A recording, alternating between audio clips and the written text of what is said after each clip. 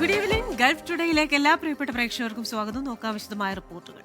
തിരുവനന്തപുരം നെയ്യാറ്റിൻകരയിൽ യുവാവിനെ കുത്തിക്കൊന്നു. കണ്ണറവിള സ്വദേശി മനോജാണ് കൊല്ലപ്പെട്ടത്. മദ്യലഹരിയിലെത്തിയ സംഘമാണ് കൊലപ്പെടുത്തിയത്. രണ്ടുപേർ നെയ്യാറ്റിൻകര പോലീസിന്റെ കസ്റ്റഡിയിൽ. ആശുപത്രിയിലും യുവാക്കൾ തമ്മിൽ ഏറ്റുമുട്ടിയ ആ ഒരു ദൃശ്യത്തിലേക്കാണ്.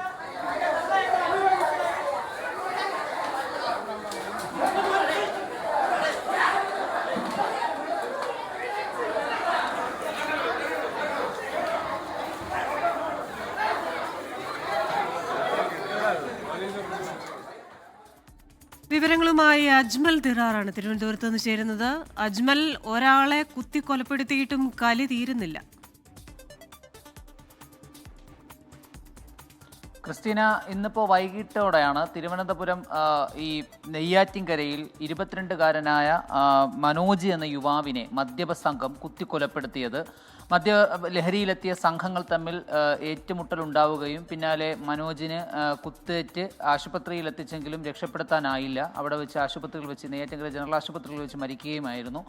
ഈ മദ്യപ സംഘത്തിന്റെ ആക്രമണത്തിൽ കാരണം എന്താണെന്നോ അല്ലെങ്കിൽ ഈ കുത്തിക്കൊലപ്പെടുത്തിയതിന്റെ പിന്നിലെ ഉദ്ദേശം എന്താണെന്നോ പോലീസ് അന്വേഷിക്കുന്നുണ്ട്. രണ്ടുപേർ നിലവിൽ നെയ്യാറ്റിൻകര പോലീസിന്റെ കസ്റ്റഡിയിലാണ്. മനോജിന്റെ മൃതദേഹം നെയ്യാറ്റിൻകര ആശുപത്രി മോർച്ചറിയിൽ സൂക്ഷിക്കുകയാണ്. ഈ മനോജിനെ ഈ പറയുന്ന നെയ്യാറ്റിൻകര ആശുപത്രിയിൽ എത്തിച്ച സമയത്താണ്, ജനറൽ ആശുപത്രിയിൽ എത്തിച്ച സമയത്താണ് മനോജിനൊപ്പം എത്തിയ സംഘവും അതോടൊപ്പം തന്നെ അവിടെ എത്തിയ മറ്റൊരു സംഘവും തമ്മിൽ ഈ മദ്യപിച്ചിരുന്നതാണ്, മദ്യലഹരിയിലായിരുന്ന ഇരു സംഘങ്ങളൊന്നാണ് പ്രാഥമികമായി ലഭിക്കുന്ന വിവരം. ഇവർ തമ്മിൽ അവിടെ വെച്ച് ഏറ്റുമുട്ടുകയും പിന്നീട് പോലീസും അവിടെ ഉണ്ടായിരുന്ന ആശുപത്രിയിലെത്തിയ ആളുകളും തമ്മിൽ ചേർന്ന് ഇവരെ പിടിച്ചുമാറ്റുകയുമായിരുന്നു. സംഭവത്തിലുള്ള അന്വേഷണം പോലീസ് തുടരുന്നുണ്ട്. കാരണം എന്താണെന്ന് കൂടുതൽ അന്വേഷണങ്ങൾക്ക് ശേഷം മാത്രമേ വ്യക്തമാവൂ. ക്രിസ്റ്റീന, അജ്മൽ ദിറാറാണ് തിരുവനന്തപുരത്ത് നിന്ന് വിവരങ്ങളുമായി ചേർന്നത്.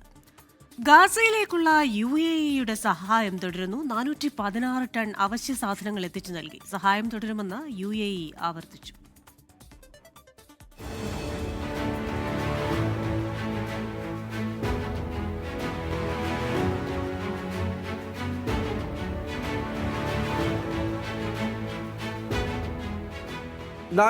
ട്രക്കുകളിലായി 416 ടൺ അവശ്യ സാധനങ്ങളാണ് UAE വീണ്ടും ഗാസയിലെത്തിച്ചത്. ഓപ്പറേഷൻ ഷിവാൽറിയോസിന്റെ കീഴിലാണ് ഇടതടവില്ലാതെ UAE ഗസയെ സഹായിക്കുന്നത്. ഭക്ഷ്യസാധനങ്ങൾ, പാർപ്പിട വസ്തുക്കൾ തുടങ്ങിയവയാണ് ഇത്തവണ എത്തിച്ചു നൽകിയത്.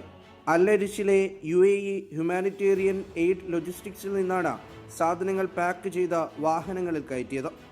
ഹ്യൂമാനിറ്റേറിയൻ എയ്ഡ് ടീമിന്റെ നേതൃത്വത്തിലായിരുന്നു ഇത്. സഹായങ്ങൾ നൽകുന്നത് ക്രമീകരിക്കാൻ സ്ഥിരമായി ചുമതലപ്പെടുത്തിയ സംഘമാണിത്. ഓപ്പറേഷന് കീഴിൽ സഹായം നൽകുന്നത് തുടരുമെന്ന് UAE വ്യക്തമാക്കിയിട്ടുണ്ട്. 15-ലധികം തവണയാണ് ഇത്തരത്തിൽ ടൺ കണക്കിന് സാധനങ്ങൾ UAE ഗാസയിലേക്ക് എത്തിച്ചത്. 24 ദുബായ്. എണ്ണ ഉൽപാദനം വർദ്ധിപ്പിക്കാൻ തീരുമാനിച്ച് സൗദി അറേബ്യയും റഷ്യയും ഉൾപ്പെടെയുള്ള ഒപെക് പ്ലസ് രാജ്യങ്ങൾ ഓഗസ്റ്റ് മാസം മുതൽ പ്രതിദിനം 1.88 ലക്ഷം ബാരൽ എണ്ണയാണ് വിപണിയിൽ അധികമായി എത്തിക്കുക. ആഗോള വിപണിയിലെ എണ്ണവിലയും ആവശ്യകതയും മുൻനിർത്തി നേരത്തെ ഏർപ്പെടുത്തിയ നിയന്ത്രണങ്ങൾ ഘട്ടം ഘട്ടമായി പിൻവലിക്കുന്നതിന്റെ ഭാഗമായാണ് നടപടി. ഓഗസ്റ്റ് മാസം മുതൽ എണ്ണ ഉൽപാദനത്തിൽ 1,88,000 ബാരലിന്റെ വർധനവ് വരുത്താൻ സൗദി അറേബ്യയും റഷ്യയും അടങ്ങുന്ന ഒപെക് പ്ലസ് രാജ്യങ്ങൾ തീരുമാനിച്ചു. സൗദിക്ക് പുറമെ Iraq, Kuwait, Kazakhstan, Algeria, Oman എന്നീ രാജ്യങ്ങളാണ് ഓൺലൈൻ യോഗം ചേർന്ന് ഈ നിർണായക തീരുമാനമെടുത്തത്. 2023 ഏപ്രിൽ മാസം പ്രഖ്യാപിച്ച താൽക്കാലിക ഉൽപാദന നിയന്ത്രണങ്ങൾ പടിപടിയായി മാറ്റുകയാണ് ഇതിലൂടെ ചെയ്യുന്നത്. വിപണിയിലെ മാറ്റങ്ങൾക്കനുസരിച്ച് ഉൽപാദനം കൂട്ടാനോ കുറയ്ക്കാനോ ഉള്ള പൂർണ്ണ സ്വാതന്ത്ര്യം രാജ്യങ്ങൾ നിലനിർത്തി. കഴിഞ്ഞ കുറെ മാസങ്ങളായി നിശ്ചയിച്ച അളവിലും കൂടുതൽ എണ്ണ ഉൽപ്പാദിപ്പിച്ച രാജ്യങ്ങൾ ആ നഷ്ടം വരും ദിവസങ്ങളിൽ നികത്തണമെന്ന് യോഗം ആവശ്യപ്പെട്ടു. സംയുക്ത മന്ത്രിതല നിരീക്ഷണ സമിതി ഇതിന്റെ മേൽനോട്ടം വഹിച്ചു. വിപണിയിലെ പുതിയ സാഹചര്യങ്ങൾ വിലയിരുത്താൻ ഈ 7 രാജ്യങ്ങൾ ഓഗസ്റ്റ് 2 വീണ്ടും യോഗം ചേരും. 24 ജിദ്ദ. ഇപ്പോൾ വരുന്നൊരു വാർത്തയിലേക്കാണ്. കനത്ത മഴയിൽ മുംബൈ മാൻകുർദി കുടിലുകൾ തകർന്ന് 6 മരണം. മരിച്ചവരിൽ 4 പേർ സ്ത്രീകളാണ്. പരിക്കേറ്റ ഒരാളെ ആശുപത്രിയിലേക്ക് മാറ്റി. ശ്രീനാഥ് ചന്ദനാണ് മുംബൈയിൽ നിന്ന് ചേരുന്നത്. ശ്രീനാഥ്, ഈ മഴക്കെടുതി മുംബൈയിൽ തുടരുന്നു. വിവരങ്ങൾ, 4 സ്ത്രീകൾ മരിച്ചുവെന്ന റിപ്പോർട്ടാണല്ലോ വരുന്നത്. തീർച്ചയായും കൃഷ്ണ, വലിയൊരു ദുരന്തമാണ് അല്പസമയം മുമ്പ് ഉണ്ടായിരിക്കുന്നത്. മുംബൈയിലെ മാൻകുർദിലെ ഹനുമാൻ ക്ഷേത്രത്തിന് പുറകുവശത്തുള്ള ജനതാ നഗർ, അവിടെയാണ് ഈ ചോൾ നമ്പർ 5, അതായത് ചെറിയ കുടിലുകളാണ് അവിടെ ഉള്ളത്.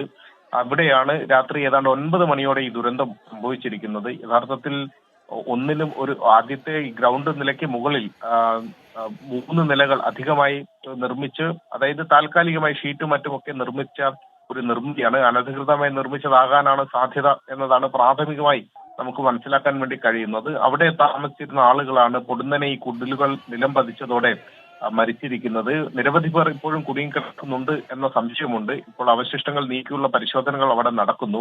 6 പേരും മൃതദേഹമാണ് പുറത്തെടുത്തത്. അതായത് ആശുപത്രിയിൽ എത്തിക്കുമ്പോഴേക്കും മരിച്ചത് 6 പേരാണ്.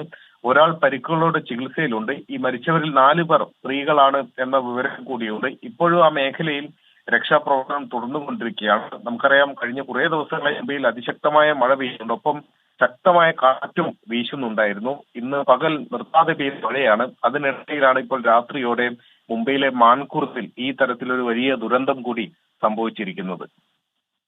ശരി, മുംബൈയിൽ മഴക്കെടുതി തുടരുകയാണ്. ശ്രീനാഥ് ചന്ദ്രനാണ് വിവരങ്ങൾ നൽകിയത്. UAE-യിലുള്ള ഇന്ത്യൻ പൗരന്മാരുടെ വിസ, പാസ്പോർട്ട് മുതലായ സേവനങ്ങൾക്ക് മുൻകൂട്ടി അപ്പോയിന്റ്മെന്റ് എടുക്കാൻ ഓൺലൈൻ പോർട്ടൽ തയ്യാറാക്കി. നിയമക്കുരുക്ക് തുടരുന്നതിനാൽ ഇന്ത്യൻ എംബസി, കോൺസുലേറ്റ് എന്നിവിടങ്ങളിൽ മാത്രമാകും സേവനം ലഭിക്കുക. വാക്ക്-ഇൻ അപ്പോയിന്റ്മെന്റുകളുടെ സമയം ചുരുക്കിയിട്ടുണ്ട്. ദുബായിൽ നിന്ന് മുഹമ്മദ് റഹീസ് തയ്യാറാക്കിയ റിപ്പോർട്ടിലേക്ക്. UAE-യിലെ ഇന്ത്യൻ പൗരന്മാരുടെ പാസ്പോർട്ട്, വിസ, അറ്റസ്റ്റേഷൻ മുതലായ സേവനങ്ങൾ കഴിഞ്ഞ 10 ദിവസത്തിലധികമായി പ്രതിസന്ധി നേരിടുകയാണ്. പുതുതായി കരാർ ഏറ്റെടുത്ത കമ്പനിക്ക് ഇനിയും ചുമതല ഏറ്റെടുക്കാൻ കഴിഞ്ഞിട്ടില്ല. അതുകൊണ്ട് തന്നെ ഇന്ത്യൻ കോൺസുലേറ്റിലും ഒപ്പം തന്നെ എംബസിയിലുമൊക്കെയാണ് നിലവിൽ ഇത്തരത്തിലുള്ള സർവീസുകൾ നടത്തുന്നത്. അപ്പോൾ ഈ സർവീസുകൾ നൽകുന്ന ഈ 2 കേന്ദ്രങ്ങളും രാവിലെ 9 മണി മുതൽ 12:30 വരെ ആയിരുന്നു സർവീസുകൾ നൽകിക്കൊണ്ടിരുന്നത്. അതുകൊണ്ട് തന്നെ കൂടുതൽ ആളുകൾ ഇവിടേക്ക് എത്തുകയും ക്യൂ ഉൾപ്പെടെ വലുതാവുകയും ഒരുപാട് പേർക്ക് ബുദ്ധിമുട്ട് അനുഭവിക്കുകയും ചെയ്യുന്ന ഒരു സാഹചര്യമായിരുന്നു കഴിഞ്ഞ കുറേ ദിവസങ്ങളായി കണ്ടത്. ഇപ്പോൾ അതിനൊരു മാറ്റം വരുത്താൻ വേണ്ടിയിട്ടാണ് പുതിയ ബുക്കിംഗ് പോർട്ടൽ ഓപ്പൺ ചെയ്തിരിക്കുന്നത്. ഈ ബുക്കിംഗ് പോർട്ടൽ വഴി ബുക്ക് ചെയ്തതിനു ശേഷം കിട്ടുന്ന ടോക്കൺ അനുസരിച്ച്, അവരുടെ സമയമനുസരിച്ച് ഈ കേന്ദ്രങ്ങളിലെത്തി സേവനങ്ങൾ തേടാം എന്നുള്ളതാണ് നിലവിൽ പുറത്തു വരുന്ന വിവരം. book.passportindia.uae.com എന്നുള്ള വെബ്സൈറ്റ് വഴിയാണ് എന്നുള്ള ആ ഒരു വെബ്സൈറ്റിൽ കയറിയാണ് ഈ എംബസിയിലും ഒപ്പം തന്നെ കോൺസുലേറ്റിലും ഇത്തരത്തിൽ ബുക്കിംഗ് നടത്താൻ കഴിയുന്നത്. അപ്പോൾ അതിനൊരു ചെറിയ പരിഹാരമുണ്ടായിരിക്കുന്നു. ഇനി കൃത്യമായി നമുക്ക് നേരത്തെ അപ്പോയിൻമെന്റ് എടുത്തുകൊണ്ട് ലഭിക്കുന്ന സമയത്തിനനുസരിച്ച് മാത്രം വന്നാൽ മതി. പ്രത്യേകിച്ച് നിലവിൽ UAE-യിലെ കാലാവസ്ഥ അതൊരു വലിയ 45 ഡിഗ്രിക്ക് മുകളിൽ രേഖപ്പെടുത്തുന്ന വലിയ ചൂടാണുള്ളത്. അപ്പോൾ അതിൽ നിന്നൊക്കെയും രക്ഷ നേടാൻ വേണ്ടി ഉള്ള അത്തരത്തിൽ ഒരു നല്ല തീരുമാനമായി അത് വരികയാണ്. ഒപ്പം തന്നെ ഈ നേരിട്ടെത്തി ബുക്കിംഗ് അത് വീണ്ടും ഉണ്ടാകും, അത് തുടരും. പക്ഷേ അതിനുള്ള സമയം നിലവിൽ കുറച്ചിട്ടുണ്ട് എന്നുള്ള വിവരമാണ് പുറത്തു വരുന്നത്. അതായത് 9 മണി മുതൽ 11 മണി വരെ മാത്രമായിരിക്കും ഇനി ഈ ബുക്കിങ്ങിനായി നേരിട്ട് എത്താൻ കഴിയുന്നത്. അപ്പോൾ അതിനുള്ള സമയം 2 മണിക്കൂറായി ചുരുക്കിയിട്ടുമുണ്ട്. ഒപ്പം തന്നെ നിരവധി ഗൈഡ് ലൈൻസുകൾ കൂടി പുറത്തിറക്കിയിട്ടുണ്ട്. ഈ പാസ്പോർട്ട് ആപ്ലിക്കേഷനൊക്കെയും ഫില്ല് ചെയ്യുന്നത് ആ വെബ്സൈറ്റ് വഴി കൃത്യമായി അത് ഫില്ല് ചെയ്ത് കൊണ്ടുവരണം. ഒപ്പം തന്നെ ഈ തമ്പ് ഇംപ്രഷനൊക്കെയും കൃത്യമായി തന്നെ അപ്ലോഡ് ചെയ്യണം തുടങ്ങിയിട്ടുള്ള ചില പ്രത്യേകമായിട്ടുള്ള നിർദ്ദേശങ്ങൾ നൽകുന്നുണ്ട്. ഏറ്റവും ശ്രദ്ധിക്കേണ്ട ഒരു കാര്യം, അവിടെ പണം നൽകി മാത്രമേ ഇത്തരം സേവനങ്ങൾ തേടാൻ കഴിയുകയുള്ളൂ. കാർഡായി പോലും നമുക്ക് അത്തരത്തിൽ സേവനങ്ങൾ ലഭ്യമാവുകയില്ല. പണം നൽകിയാൽ മാത്രം, അത് കൃത്യമായ ചേഞ്ച് നൽകാമെങ്കിൽ അത്തരത്തിൽ തന്നെ നൽകണം എന്നുകൂടി നിർദ്ദേശമുണ്ട്. എന്തായാലും ഒരു തരത്തിലൊരു താൽക്കാലിക ആശ്വാസമുണ്ട്. ബുക്ക് ചെയ്ത് പോയി ഇത്തരത്തിൽ തിക്കും തിരക്കും ഇല്ലാതെ സേവനങ്ങൾ നേടാൻ കഴിയും. പക്ഷേ അപ്പോഴും ഒരു ശാശ്വത പരിഹാരം ഉണ്ടായിട്ടില്ല. അത് നിയമക്കുരുക്കിലാണ്. 12-ാം തീയതി ഡൽഹി ഹൈക്കോടതി ഈ ഒരു കരാറിനെതിരായിട്ടുള്ള ടെൻഡർ നടപടികൾക്കെതിരായിട്ടുള്ള കേസ് പരിഗണിച്ച ശേഷമാകും ഇക്കാര്യത്തിൽ ഒരു അന്തിമ തീരുമാനമുണ്ടാവുക.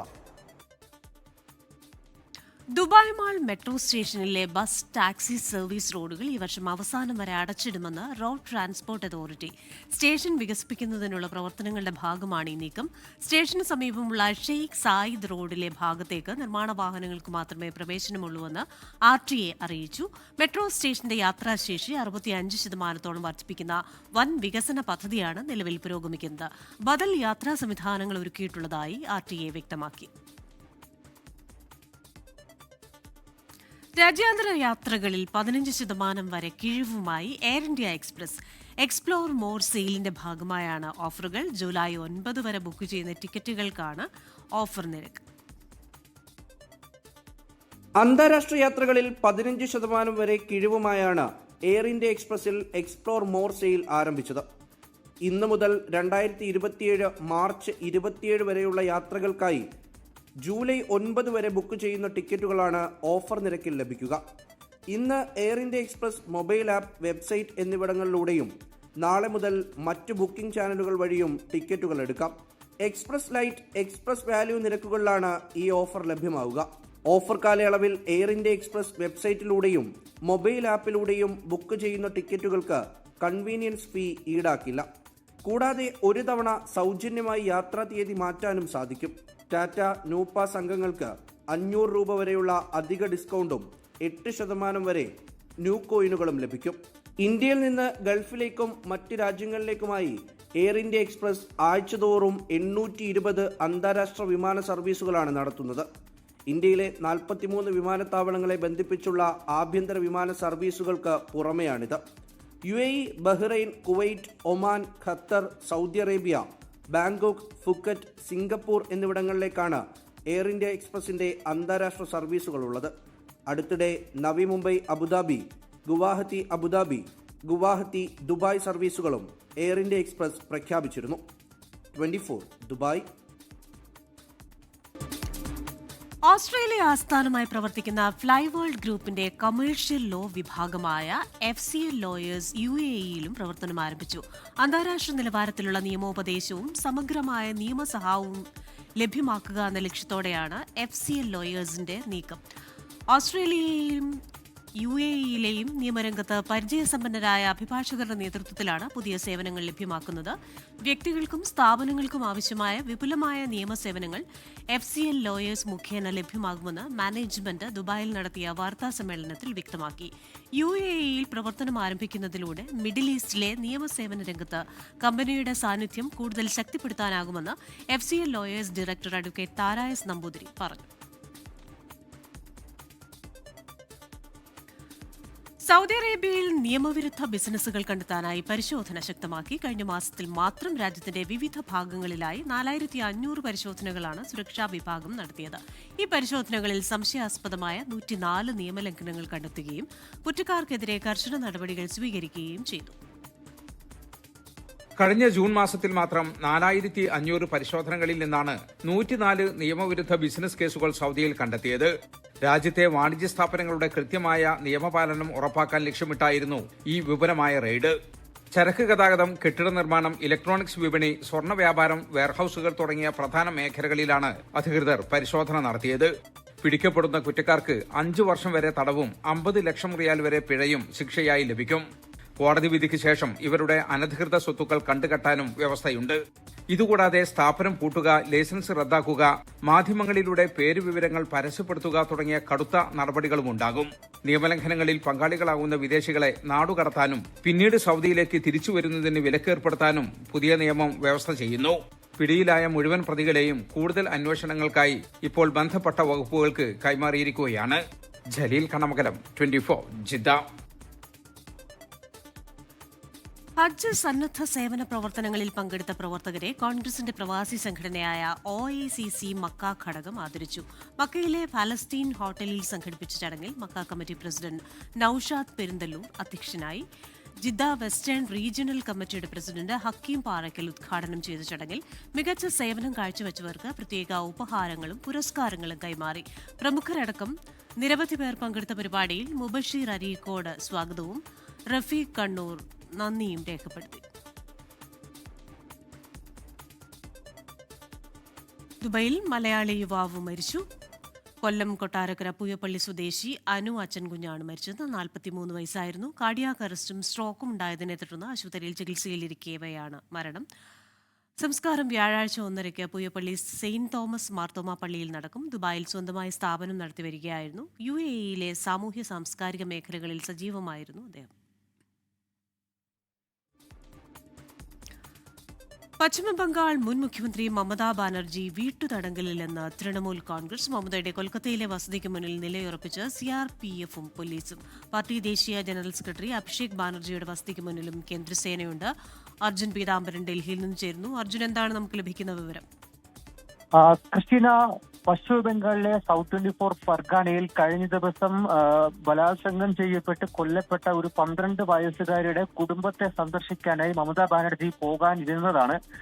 അതിനു മുന്നോടിയായിട്ടാണ് ഇപ്പോൾ മമതാ ബാനർജിയുടെ കൊൽക്കത്തയിലെ കാലിഘട്ടിലുള്ള വസതിക്ക് മുന്നിൽ വലിയ സുരക്ഷാ സന്നാഹം ഏർപ്പെടുത്തിയിരിക്കുന്നത്. പോലീസും CRPFന്റെയും വലിയ സന്നാഹം തന്നെയാണ്. തന്നെ ഈ വീട്ടുതടങ്കിലാക്കി ഹൗസ് അറസ്റ്റിലാക്കി എന്നുള്ളൊരു ആരോപണമാണ് ഇപ്പോൾ മമതാ ബാനർജിയും അതുപോലെ തന്നെ തൃണമൂൽ കോൺഗ്രസും ഉന്നയിക്കുന്ന ഏറ്റവും പ്രധാനപ്പെട്ട കാര്യം. നാളെ ഈ സൗത്ത് 24 ഫർഗാനയിലെ ബരൂയ്പൂർ എന്ന സ്ഥലത്തേക്ക് പോകാനിരിക്കുന്നതിന് മുൻപ് ആ ഒരു സന്ദർശനം തടയാൻ വേണ്ടി BJP സർക്കാർ ഇത്തരത്തിൽ രാഷ്ട്രീയം കളിക്കുന്നു എന്നുള്ള ആരോപണമാണ് ഇപ്പോഴെന്തായാലും മമതാ ബാനർജി ഉയർത്തിയിരിക്കുന്നത്. അത് മാത്രമല്ല, പാർട്ടിയുടെ ദേശീയ ജനറൽ സെക്രട്ടറി അഭിഷേക് ബാനർജിയുടെ വസതിക്ക് മുന്നിലും വലിയ തോതിൽ ഇത്തരത്തിൽ കേന്ദ്ര സേനയെ വിന്യസിച്ചിട്ടുണ്ട്. ഇരുവരും ചേർന്നാണ് നാളെ ഈ പറയുന്ന 12 വയസ്സുകാരുടെ കുടുംബത്തെ സന്ദർശിക്കാനായി പോകാനായി തീരുന്നത്. എന്നാൽ അതിന് മുന്നോടി തന്നെ വലിയ രീതിയിലുള്ള സുരക്ഷാ വിന്യാസം ഇരുവരുടെയും വീടിന് മുന്നിൽ ഏർപ്പെടുത്തിയിട്ടുണ്ട്. എന്നാൽ അതേസമയം തന്നെ ഇന്ന് രാത്രി ഇതിനോടകം തന്നെ ഈ മരണപ്പെട്ട 12 വയസ്സുകാരുടെ മാതാപിതാക്കളുമായി മമത ഫോണിൽ സംസാരിച്ചു. എങ്ങനെയും അവിടെ എത്തുമെന്നുള്ള കാര്യം തന്നെയാണ് മമത അറിയിച്ചിരിക്കുന്നത്. ഇപ്പോൾ ഈ വിഷയത്തിൽ BJPയുടെയും ഒരു പ്രതികരണം വന്നിട്ടുണ്ട്. അതായത് മമതയെ ഒരു തരത്തിലും വീട്ടുതടങ്കലിലാക്കാനോ മറ്റെന്തെങ്കിലും തരത്തിൽ ഒരു തടസ്സം സൃഷ്ടിക്കാനോ BJPയോ അവിടെയുള്ള ബംഗാൾ സർക്കാരോ ശ്രമിച്ചിട്ടില്ല. മറിച്ച് രാഷ്ട്രീയം കളിക്കുക, അനാവശ്യമായിട്ടുള്ള വിവാദങ്ങൾ ഉണ്ടാക്കുക എന്നുള്ള നടപടിയാണ് മമതാ ബാനർജിയുടെ ഭാഗത്തുനിന്നും ഉണ്ടായിരിക്കുന്നത് എന്നുള്ള കാര്യമാണ് BJP വ്യക്തമാക്കുന്നത്. പക്ഷേ ഇപ്പോഴും മമതയുടെ വീടിന് മുന്നിൽ വലിയ തോതിലുള്ള CRPFന്റെയും പോലീസിന്റെയും വിന്യാസം സന്നാഹം ഡൽഹിയിൽ നിന്ന് അർജുൻ പീതാംബരനാണ് വിശദാംശങ്ങളുമായി ചേർന്നത്. ആഗോള സ്റ്റേഷനറി രംഗത്തെ പ്രമുഖ ചൈനീസ് ബ്രാൻഡായ ഡൽഹി സ്റ്റേഷനറി തങ്ങളുടെ പ്രവർത്തനങ്ങൾ സൗദി അറേബ്യയിലേക്ക് വ്യാപിപ്പിക്കുന്നു. സൗദിയിലെ പ്രമുഖ വ്യാപാര ഗ്രൂപ്പായ മോഡേൺ അറേബ്യ സ്റ്റേഷനറി കമ്പനിയുമായി ചേർന്നാണ് സൗദി വിപണിയിൽ പുതിയ സംയുക്ത സംരംഭത്തിന് തുടക്കമിടുന്നത്. ഔദ്യോഗിക പ്രഖ്യാപനവും ഉൽപ്പന്നങ്ങളുടെ വിപുലമായ പ്രദർശനവും നാളെ ജിദ്ദ മദീന റോഡിലെ മാരിയറ്റ് ഹോട്ടലിൽ വെച്ച് നടക്കും. ലോകോത്തര സ്റ്റേഷനറി ബ്രാൻഡായ ഡെലി സൗദിയിലെ പ്രമുഖ ഗ്രൂപ്പായ മോഡേൺ അറേബ്യയുമായി കൈകോർത്ത് രാജ്യത്തുടനീളം വിതരണ ശൃംഖലയും സ്വന്തം ഷോറൂമുകളും സ്ഥാപിക്കാൻ ധാരണയായി. ജൂലൈ 6 തിങ്കളാഴ്ച രാവിലെ 9 മണിക്ക് ജിദ്ദയിലെ മാരിയറ്റ് ഹോട്ടലിൽ നടക്കുന്ന വിപുലമായ എക്സിബിഷനോടെ ഈ സംരംഭത്തിന് തുടക്കമാകുമെന്ന് മാനേജ്മെന്റ് ജിദ്ദയിൽ നടത്തിയ വാർത്താ സമ്മേളനത്തിൽ അറിയിച്ചു. ഇതിന്റെ ഈ ഒരു പങ്കാളിത്തമായിട്ട് പാർട്ണർഷിപ്പുമായിട്ട് നമ്മൾ ഒരു വിപുലമായിട്ടുള്ള ഒരു എക്സിബിഷൻ ഈ വരുന്ന ജൂലൈ 6 ജിദ്ദ മാരിയറ്റ് ഹോട്ടലിൽ വെച്ച് നടത്തുന്നുണ്ട്. ആ ഒരു എക്സിബിഷനിൽ നമ്മൾ ഏകദേശം 1000-ലധികം പ്രൊഡക്ട്സ് ഡിസ്പ്ലേ ചെയ്യുന്നുണ്ട്. അതിന് പുറമെ ജിദ്ദ റീജിയനിലെ എല്ലാ ട്രേഡേഴ്സും റീസെല്ലേഴ്സും അതിൽ പങ്കെടുക്കുന്നതാണ്. അവർക്ക് വേണ്ടി നമ്മൾ വളരെ നല്ല ഓഫേഴ്സും നല്ല ഒരു അട്രാക്റ്റീവ് ആയിട്ടുള്ള പ്രൈസസുമാണ് ഓഫർ ചെയ്തിട്ടുള്ളത്. അത് തീർച്ചയായിട്ടും മാർക്കറ്റിലേക്കും ഒരു എൻഡ് യൂസർ എന്നുള്ള ലെവലിൽ ഓരോ കുട്ടികൾക്കും രക്ഷിതാക്കൾക്കും കൂടെ സഹായകമാവുന്ന ലെവലിലാണ് നമ്മൾ പ്രിപ്പയർ ചെയ്തിട്ടുള്ളത്. 1981 സ്ഥാപിതമായ ഡൽഹി ഗ്രൂപ്പ് 150-ലധികം രാജ്യങ്ങളിൽ സാന്നിധ്യമുള്ള ലോകത്തിലെ തന്നെ ഏറ്റവും വലിയ സ്റ്റേഷനറി നിർമ്മാതാക്കളാണ്. സ്കൂൾ വിദ്യാർത്ഥികൾ, പ്രൊഫഷനുകൾ, ആർട്ടിസ്റ്റുകൾ എന്നിവർക്കായി 24 വ്യത്യസ്ത കാറ്റഗറികളിലായി 20,000-ലധികം വൈവിധ്യമാർന്ന ഉൽപ്പന്നങ്ങൾ ഡൽഹിക്ക് സ്വന്തമായുണ്ട്. പേനകൾ, ഡെസ്ക്ടോപ്പ് ഓഫീസ് സപ്ലൈസ്, കാൽക്കുലേറ്ററുകൾ, ഓഫീസ് അപ്ലയൻസസ് എന്നിവയ്ക്ക് പുറമെ പ്രീമിയം ആർട്ട് ലൈനുകളും അഗ്നൈറ്റ് സ്പോർട്സ് ബ്രാൻഡും ഇതിൽ ഉൾപ്പെടുന്നു. സൗദി അറേബ്യയുടെ വിഷൻ 2030 പദ്ധതികൾക്കനുസൃതമായി ബിസിനസ്, വിദ്യാഭ്യാസ ആവശ്യങ്ങൾക്കായി മികച്ച ഓഫീസ്, സ്കൂൾ സ്റ്റേഷനറികൾ നൽകാൻ ഈ പങ്കാളിത്തത്തിലൂടെ സാധിക്കുമെന്ന് കമ്പനി വക്താക്കൾ അറിയിച്ചു. വാർത്താ സമ്മേളനത്തിൽ Deli Middle East manager Abdu Shakir, Deli Saudi country manager Basheer, Deli Saudi deputy general manager Carter, Modern Arabia company പ്രതിനിധികളായ ഹസാം, മുഹമ്മദ് എന്നിവർ പങ്കെടുത്തു. ജലീൽ കണമകലം, 24 ജിദ്ദ. പ്രശസ്ത ജീവകാരുണ്യ സംഘടനയായ നാമം സംഘടിപ്പിക്കുന്ന നാമം എക്സലൻസ് അവാർഡ് 2026 ഓഗസ്റ്റ് 2 ഞായറാഴ്ച ന്യൂജേഴ്സിയിൽ അരങ്ങേറും. ന്യൂജേഴ്സി ഫോർട്സിലുള്ള പ്രശസ്തമായ റോയൽ ആൽബർട്ട്സ് പാലസിലാണ് വർണ്ണാഭമായ ചടങ്ങ് സംഘടിപ്പിക്കുന്നത്. സമൂഹത്തിന്റെ നാനാതുറകളിൽ മികച്ച നേട്ടങ്ങൾ കൈവരിച്ച പ്രതിഭകളെയാണ് ആദരിക്കുന്നത്. ഷാർജ സെയിന്റ് മൈക്കിൾസ് ദേവാലയത്തിൽ ദുക്രാന തിരുനാൾ ആഘോഷം നടന്നു. സാഗർ രൂപതയുടെ മെത്രാൻ മാർ ജെയിംസ് അത്തിക്കളം വിശുദ്ധ കുർബാനയ്ക്കും തിരുക്കർമ്മങ്ങൾക്കും കാർമ്മികത്വം വഹിച്ചു. ഫാദർ ജോൺ ജോസഫ് എടാട്ടും ഫാദർ ജോൺ തുണ്ടിയത്ത് കോർ എപ്പിസ്കോപ്പയും സഹകാർമ്മികരായിരുന്നു. ഇടവക വികാരി ഫാദർ ശബരിമുത്തു ആന്റണി സ്വാമി സ്വാഗതം പറഞ്ഞു. തുടർന്ന് നടന്ന ഘോഷയാത്രയിൽ അൾത്താര ശുശ്രൂഷകർ, ആദ്യ കുർബാന സ്വീകരിച്ച കുട്ടികൾ, വിശുദ്ധ തോമാസ് ലീഹായുടെ വേഷമണിഞ്ഞ കുട്ടികൾ, സിറോ മലബാർ യൂത്ത് മൂവ്മെന്റ് അംഗങ്ങൾ തുടങ്ങിയവർ പങ്കെടുത്തു. കൂടുതൽ വാർത്തകളിലേക്കാണ്. അമേരിക്കയുടെ 250ാം സ്വാതന്ത്ര്യ ദിനാഘോഷത്തോടനുബന്ധിച്ച് ആശംസ അറിയിച്ച് UAE നേതാക്കൾ പ്രസിഡന്റ് ഡൊണാൾഡ് ട്രംപിനെ അഭിനന്ദിക്കുന്നതായി UAE president Sheikh Mohammed bin Zayed Al Nahyan എക്സിൽ കുറിച്ചു. വിശാലമായ ലോകത്തിനും ശാശ്വതമായ പുരോഗതിയും സമൃദ്ധിയും കൈവരിക്കുന്നതിനുമായി അമേരിക്കയുമായുള്ള അടുത്ത ബന്ധം കൂടുതൽ വളർത്തിയെടുക്കുമെന്നും അദ്ദേഹം കൂട്ടിച്ചേർത്തു. വൈസ് പ്രസിഡന്റും പ്രധാനമന്ത്രിയും ദുബായ് ഭരണാധികാരിയുമായ His Highness Sheikh Mohammed bin Rashid Al Maktoum, vice പ്രസിഡന്റും ഉപപ്രധാനമന്ത്രിയും പ്രസിഡന്ഷ്യൽ കോടതി ചെയർമാനുമായ Sheikh Mansour bin Zayed Al Nahyan എന്നിവരും US പ്രസിഡന്റിന് ആശംസാ സന്ദേശങ്ങൾ അയച്ചു. UAEയുടെ ദേശീയ എയ്റോബാറ്റിക് ഡിസ്പ്ലേ ടീമായ അൽ ഫുർസാനും വാർഷികാഘോഷങ്ങളിൽ പങ്കെടുക്കുന്നുണ്ട്. വ്യാജ ആപ്ലിക്കേഷനുകൾ ഉപയോഗിച്ച് പണം തട്ടുന്ന 7-അംഗ സംഘം ഷാർജയിൽ പിടിയിൽ. ആൾമാറാട്ടം നടത്തി സൈബർ തട്ടിപ്പ് നടത്തുന്നവരാണ് ഇവരെന്ന് പോലീസ് അറിയിച്ചു. ഫോണിൽ പരിചിതമല്ലാത്ത ആപ്ലിക്കേഷനുകൾ ഇൻസ്റ്റാൾ ചെയ്യരുതെന്ന് മുന്നറിയിപ്പ് നൽകിയിട്ടുണ്ട്. വിവിധ ഓഫീസർമാരായി വേഷം കെട്ടി വ്യാജ ആപ്ലിക്കേഷനുകൾ വഴി പണം തട്ടുന്ന 7-അംഗ സംഘമാണ് പിടിയിലായത്. ഏഷ്യൻ വംശജരാണ് പിടിയിലായതെന്ന വിവരമാണ് ഷാർജ പോലീസ് നൽകുന്നത്. ഓഫീസർമാരായി എത്തി ഇരകളെ സമീപിക്കുന്നതാണ് രീതി. ശേഷം അവരുടെ ഫോണുകളിൽ ചില ആപ്ലിക്കേഷനുകൾ ഇൻസ്റ്റാൾ ചെയ്യും. ഈ ആപ്ലിക്കേഷനുകൾ ഉപയോഗിച്ച് ഫോണിൽ നിന്നും പണം തട്ടും. ഫോണിൽ നിന്ന് വ്യക്തിഗത വിവരങ്ങൾ ചോർത്തിയെടുത്ത് പണം വെളുപ്പിക്കുന്ന രീതിയും ഇവർക്കുണ്ട്. വലിയ ശൃംഖലയാണിതെന്നും പ്രധാന കണ്ണികളെയാണ് പിടികൂടാനായതെന്നും ഷാർജ പോലീസ് പറയുന്നു. സൈബർ തട്ടിപ്പുകൾ തടയാനുള്ള ക്യാമ്പയിൻ UAE ശക്തമാക്കിയതിനു പിന്നാലെയാണ് അറസ്റ്റ്. അപരിചിതമായ ആപ്ലിക്കേഷനുകൾ ഫോണിൽ ഇൻസ്റ്റാൾ ചെയ്യരുതെന്ന് പോലീസ് മുന്നറിയിപ്പ് നൽകി. കഴിഞ്ഞ ദിവസം UAEയുടെ സാമ്പത്തിക മേഖലയെ ലക്ഷ്യമിട്ടുള്ള വലിയ സൈബർ ആക്രമണവും ദേശീയ സൈബർ സെക്യൂരിറ്റി കൗൺസിൽ ചെറുത്തിരുന്നു. അതിവേഗം വളരുന്നതും ഡിജിറ്റൽ വൽക്കരിച്ചതുമായ മാർക്കറ്റാണ് UAEയുടേത്. ദിനം പ്രതി 8 ലക്ഷത്തോളം സൈബർ ആക്രമണങ്ങളാണ് രാജ്യം നേരിടുന്നത്. 24 ദുബായ്. അടിയന്തരാവസ്ഥ കാലത്ത് വിവാദമായ രാജൻ കേസിലെ ഏക സാക്ഷി കോഴിക്കോട് എഞ്ചിനീയറിംഗ് കോളേജ് മുൻ അധ്യാപകൻ പ്രൊഫസർ KK അബ്ദുൾ ഗഫാർ അന്തരിച്ചു. കാസർഗോഡ് ചൌക്കി സ്വദേശിയായ അബ്ദുൾ ഗഫാറിന് 89 വയസ്സായിരുന്നു. കൊല്ലം TKM college, Kozhikode REC college എന്നിവിടങ്ങളിൽ അധ്യാപകനായും ഭട്കൽ എഞ്ചിനീയറിംഗ് കോളേജ് പ്രിൻസിപ്പലായും പ്രവർത്തിച്ചു. യമനിലെ ഏഡനിൽ വിദ്യാഭ്യാസ പുരോഗതിക്കായി പ്രവർത്തിച്ച ഇന്ത്യൻ സംഘത്തിൽ അംഗമായിരുന്നു. അജ്മാൻ ഗൾഫ് മെഡിക്കൽ കോളേജിന്റെ സ്ഥാപകനും അഡ്മിനിസ്ട്രേഷൻ ഡയറക്ടറുമായിരുന്നു. സൗദി അറേബ്യയിലെ രാംകോ പെട്രോളിയം കമ്പനിയിൽ എഞ്ചിനീയറായും പ്രവർത്തിച്ചിട്ടുണ്ട്. കാസർഗോഡ് ചൌക്കി കുന്നിൽ റിഫായ് മസ്ജിദിൽ നാളെ ഉച്ചയ്ക്ക് 12-ന് ശേഷമാകും ഖബറടക്കം. ജമീല ഷംനാദാണ് ഭാര്യ. ഇനി ലോകകപ്പ് വിശേഷങ്ങളിലേക്കാണ്. Goal Kano in association with Maither Eagles FC, Kerala.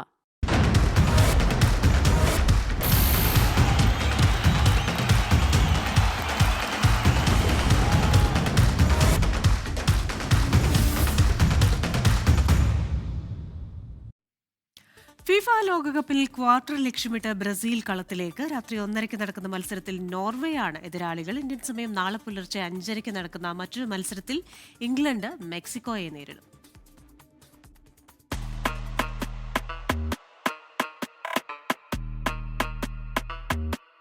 ജപ്പാനെതിരെ നേടിയ ലേറ്റ് കംബാക്കിന്റെ ആത്മവിശ്വാസത്തിലാണ് കാനറികൾ ഇറങ്ങുന്നത്. മിന്നും ഫോമിലുള്ള മുന്നേറ്റ നിരയും പരിശീലകൻ കാർലോ ആഞ്ചലോട്ടിയുടെ തന്ത്രങ്ങളിലുമാണ് ബ്രസീലിന്റെ പ്രതീക്ഷ. മധ്യനിര കൂടി താളം കണ്ടെത്തിയതോടെ ടീമിന്റെ മുന്നേറ്റങ്ങൾക്ക് മൂർച്ച കൂടിയിട്ടുണ്ട്. എന്നാൽ റഫീഞ്ഞയ്ക്ക് പുറമെ ലൂക്കാസ് പക്വറ്റയ്ക്ക് കൂടി പരുക്കേറ്റത് മുൻ ചാമ്പ്യന്മാരെ വലയ്ക്കുന്നുണ്ട്. മറുവശത്ത് എർലിംഗ് ഹാലണ്ടിന്റെ ചുമലിലേറിയാണ് നോർവേയുടെ വരവ്. ഹാലണ്ടിന് പുറമെ അലക്സാണ്ടർ സോൾറോത്ത്, ക്യാപ്റ്റൻ മാർട്ടിൻ ഒഡേഗാർഡ് എന്നിവർ ചേരുന്ന ആക്രമണ നിര ബ്രസീൽ ഗോൾ മുഖത്ത് ഭീഷണി ഉയർത്തുമെന്ന് ഉറപ്പാണ്. മറ്റൊരു മത്സരത്തിൽ ആതിഥേയരായ മെക്സിക്കോയാണ് ഇംഗ്ലണ്ടിന്റെ എതിരാളികൾ. വിങ്ങുകളിലും പ്രതിരോധത്തിലും വെല്ലുവിളി നേരിടുന്നുണ്ടെങ്കിലും തകർപ്പൻ ഫോമിലുള്ള ഇംഗ്ലീഷ് പടയെ പിടിച്ചുകെട്ടുക മെക്സിക്കോയ്ക്ക് എളുപ്പമാകില്ല. ഗോൾ മെഷീൻ ഹാരി കെയ്ൻ തന്നെയാണ് ടീമിന്റെ കുന്തമുന. വേഗതയേറിയ കൗണ്ടർ അറ്റാക്കിലൂടെ ഇംഗ്ലണ്ടിനെ തളയ്ക്കാനാകും മെക്സിക്കോയുടെ ശ്രമം. World Cup desk 24. Gulf Today പൂർണ്ണമാകുന്നു. Good night.